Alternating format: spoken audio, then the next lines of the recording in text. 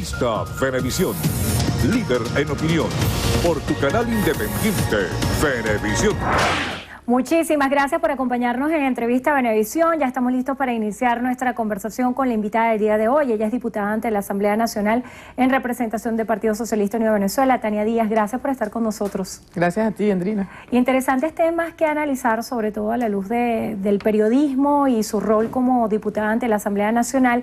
Y el tema de Venezuela sigue siendo protagonista en escenarios internacionales. Ya veíamos cómo el diputado de la oposición venezolana, William Dávila, ha estado solicitando que la OEA avanzara en la iniciativa de la activación de la Carta Democrática.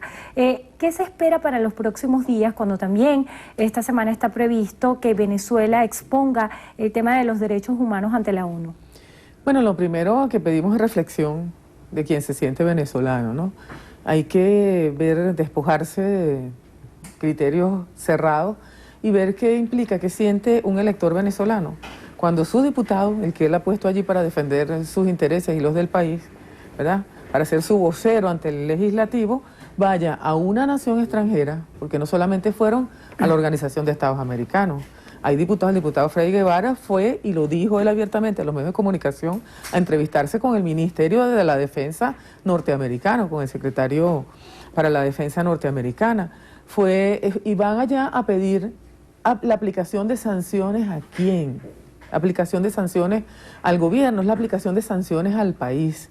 Yo quisiera primero pedir la reflexión de los venezolanos y las venezolanas, que hemos demostrado que sabemos mucho más de política que algunos políticos, ¿verdad?, sobre lo que implica esa acción de quien se supone representa los intereses del pueblo. Una acción contra Venezuela desde la Organización de Estados Americanos es una puerta abierta para cerrar todavía más oportunidades al país, oportunidades en vías económicas de financiamiento, oportunidades en apertura a distintas vías, oportunidades de distinta naturaleza. Mira, Andrina, yo voy a ponerte un ejemplo rápido aquí, porque resulta que nosotros vimos a parlamentarios también defendiendo en algún momento, ya se retiraron de esa posición, que Venezuela fuese expulsada del Mercosur.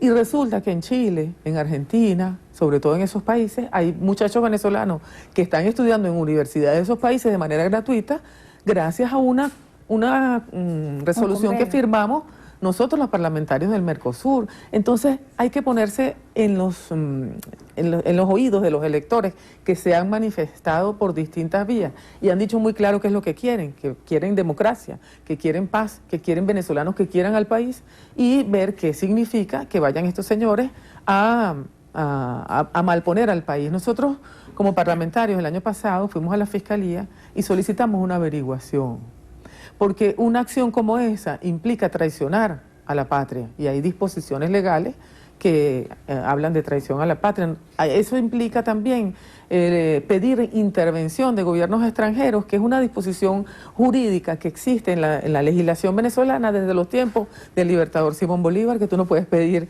la injerencia de extranjeros en los asuntos nacionales.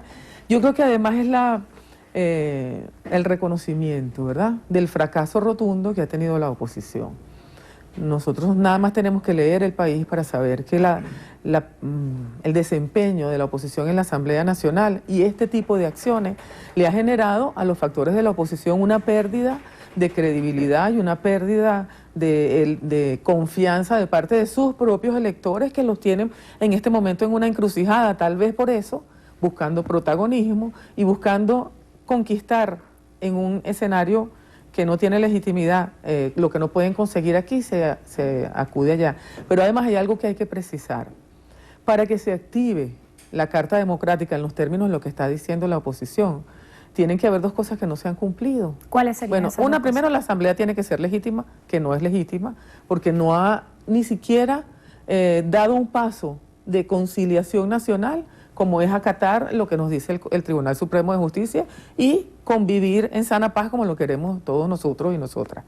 Pero además tiene que haber una misión diplomática, tiene que haber oficios diplomáticos que precedan a la declaratoria de una acción como esa, que tampoco la han cumplido. Es decir, igual como lo hacen dentro del país, lo están haciendo fuera de las fronteras. Es decir, solamente es una cosa casi que malcriada, imponiendo criterios con un ropaje de funcionamiento jurídico que no tiene. ¿Sería pertinente entonces pensar en el diálogo como una respuesta? Vamos a recordar lo que pasó antes, cuando en octubre se suspendió el proceso de diálogo y recientemente el exsecretario de la MUD, Chuo Torrealba, ofrecía declaraciones en las cuales aseguraba que el diálogo había fracasado por falta de objetivos claros y consensos por parte de la oposición y también por parte de incumplimiento del gobierno. ¿Sería pertinente pensar en retomar el diálogo? Claro, es que el diálogo siempre ha sido la carta que nosotros desde las filas de la revolución ponemos en primer lugar sobre la mesa. No solamente ahora. El presidente Maduro, mira, cuando el presidente Maduro tomó el poder, convocó un diálogo. Enrique Capriles fue a Miraflores y está la foto donde el presidente Maduro salta 2 filas en el Salón Ayacucho, salta 2 filas para darle la mano a Capriles. Y a la semana el mismo Capriles, a través de su cuenta Twitter, ya decía que no creía en el diálogo. Es el drama de la oposición, que no interpreta, no lee lo que le está diciendo el país. Está actuando por sus intereses elitescos particulares y no lee porque todas las encuestas, todas las manifestaciones, lo decía ayer Luis Vicente León en entrevista con José Vicente Rangel, lo que quiere el pueblo es diálogo, paz y que salgamos de una vez por todas de las trabas que impiden que la vida cotidiana del venezolano esté bien desarrollada. Ahora que hace referencia a esas declaraciones de Luis Vicente León en representación de Data Análisis, también él aseguraba que Venezuela tiene un grave problema institucional. ¿Cómo se pudiera resolver esto? Que puede tener muchas interpretaciones, desde el desapego a los preceptos de la Constitución Nacional, la situación de la Asamblea Nacional, pero también pudiera interpretarse como la subordinación de los poderes al Ejecutivo Nacional. Mira, no es así. Venezuela tiene 5 poderes y tiene 5 poderes a partir de un proceso constituyente hermosísimo en el que participamos todos. Es que parece que no hubiese memoria.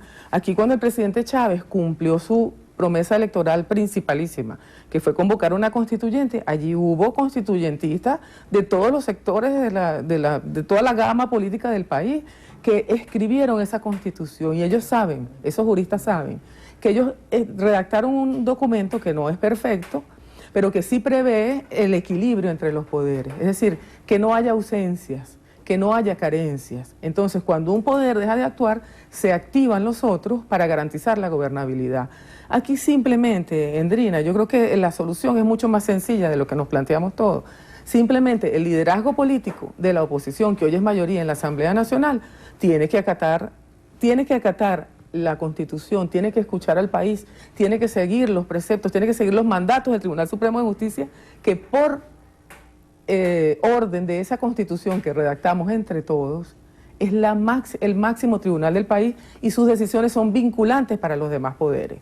No cuesta nada, no cuesta nada, es una acción mal creada. Si no, va a ocurrir de todas maneras, porque yo creo que a estas alturas, después de todo lo que hemos vivido, ese sentimiento democrático que tenemos los venezolanos no lo puede tapar nadie. No lo van a frenar, sino lo que van a quedar fuera va a ser ese liderazgo de la oposición. Y aquí va a surgir otro liderazgo político, tal vez de la juventud, tal vez de esos sectores democráticos que hoy dicen, mira, vale, tenemos que sentarnos a conversar, pero va a surgir un liderazgo que los va a arropar, porque la política es así, la política no es por imposición. Aquí lo que pasa es que hay unas élites acostumbradas a controlarlo todo, acostumbradas a decidir sobre el destino de la riqueza nacional, que desde hace 20 años no han admitido que ellos perdieron ese poder. Acerca del proceso de validación de los partidos que ha causado tanta controversia, una vez culmine este proceso, ¿será el punto de partida para que se dé pie a los procesos electorales que están pendientes, el regional, el municipal y también la preparación para las elecciones presidenciales? Mira, es que la agenda electoral, el presidente Maduro lo ha dicho reiteradamente y también lo ha dicho, por cierto, el poder electoral, que es un poder de la República. No es simplemente un organismo electoral como el que tienen otros, sino que es un poder de la República. Nosotros hemos hecho más elecciones que cualquier país latinoamericano. La elección de la Asamblea Nacional fue la elección número 20 en 18 años, o sea, más de una elección por año. Aquí nunca se ha negado el proceso electoral. Ahora, la oposición decidió en las elecciones parlamentarias, una decisión política, bueno, de abandonar sus siglas e irse por las siglas de la MUD. Ahora tiene que relegitimarse, pero hace lo que siempre ha hecho, como la excusa del referéndum, que la conversamos aquí nosotros muchas veces en entrevistas. El CNE y el maluco es el CNE y el CNE es el que me está poniendo trabas. Allí están. Ayer Voluntad Popular recogió su firma, que es lo que deben hacer los partidos. Además, para que quede claro, por cierto, es el 0,5% del electorado de 12 estados los que necesitan los partidos. 0,5%. El Universal dice hoy que Voluntad Popular recogió en todo el país 150.000 firmas. Es muy difícil eso. ¿Hace falta un despliegue nacional como de elecciones nacionales? No. Aquí el PSV en votaciones en Caracas triplica esa cifra nada más. Diputada. Es decir, es una excusa que tienen los partidos de la oposición para hacerse las víctimas. Ok, hay una excusa política. Lo único que nosotros pedimos desde siempre, desde los tiempos del comandante Chávez, es respeten la Constitución, abandonen definitivamente la violencia y las vías rápidas y vamos a sentarnos a conversar. Diputada, el presidente Nicolás Maduro decía el día de ayer que se esperaban sorpresas en cuanto a su relación con Donald Trump. ¿Qué información se maneja en este sentido? No, esas son informaciones que tiene la Cancillería del presidente Nicolás Maduro. Las decisiones que se han tomado en las últimas horas, sobre todo que tienen que ver con el tema de las panaderías y un tema tan sensible como el abastecimiento de alimentos para los venezolanos, ¿cómo controlar que esto no se convierta en una estrategia política que juegue en contra en cuanto al abastecimiento de productos? Porque se está diciendo a las panaderías que si no se toman las medidas de acoplarse al reglamento de la utilización de la harina de trigo, van a ser cerradas y tomadas por los CLAP. ¿Cómo manejar este tema tan sensible? Sí, mira, Andrina, esa es una estrategia de esa vía rápida inconstitucional que nosotros hemos vivido en muchas oportunidades. Aquí en el año 2002, después del golpe de Estado militar de abril, si recordamos bien, aquí paralizaron PDVSA. Paralizó la oposición la tercera empresa petrolera del mundo. Cortaron el suministro de gasolina. Había dirigentes de la oposición que vinieron aquí, fueron a otros canales a decir, mira, nosotros vamos no va a entrar ni una papa a Caracas. Lo dijo un dirigente de los gremios empresariales. Siempre ha sido la estrategia de cortar, de asfixiar a la economía.